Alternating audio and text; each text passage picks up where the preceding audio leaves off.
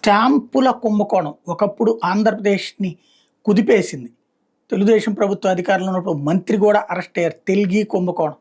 అంటే మనం ఏదైనా సరే రిజిస్ట్రేషన్ చేయించుకునేటప్పుడు ఫర్ ఎగ్జాంపుల్ ఒక రూ. 1,00,00,000 ఆస్తి ఉందనుకుంటే గనక దానికి ఇంత పర్సెంటేజ్ అనేది రిజిస్టర్ ఇది స్టాంప్ పెట్టాలి. ఆ స్టాంపుల్ని నకిలీవి సృష్టించి చూపెట్టడమేమో ఆ రేంజ్‌లోనే చూపెట్టి బట్ అందులో 10వ వంతో 15వ వంతుదో డబ్బులు ఖర్చు చేసేసి అట్లాగ రిజిస్ట్రేషన్ చేస్తే అంత ఆదాయం ప్రభుత్వం కోల్పోతుంది.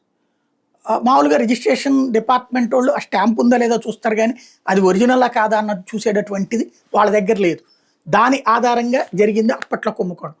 తర్వాతన అందుకని అట్లాంటిది చెక్ చేసుకునే ఫెసిలిటీ పెట్టామన్నారు. మరి ఇప్పుడు తీసేశారా?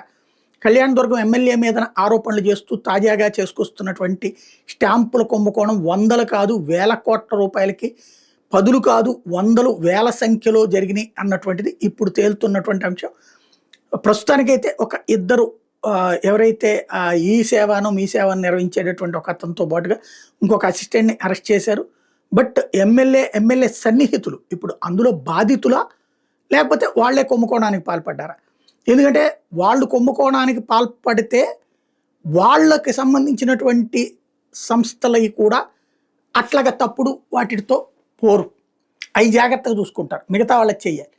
లేదా మిగతా వాళ్ళతో కుంభకోణం ఎట్లాగూ చేస్తున్నారు కాబట్టి తాము కూడా అదే రూట్ ఫాలో అయ్యి తక్కువ రేటు కట్టారా? ఇందులో ఎమ్మెల్యే పాత్ర ఉందా లేదా అన్నటువంటి తేలాలంటే కేంద్ర దర్యాప్తు సంస్థలనే చేయాలా, లేదంటే కనుక స్పెషల్ ఇన్వెస్టిగేషన్ టీం చేసిన ఆంధ్రప్రదేశ్ ఇచ్చేస్తే నమ్మరు జనం.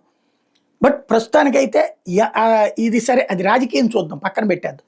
కానీ ఎంత డబ్బులు పోయినాయి ఈ టోటల్ రిజిస్ట్రేషన్లో, ఎన్ని వందల కోట్లు లాస్ అయినాయి అనేది చూడాలి.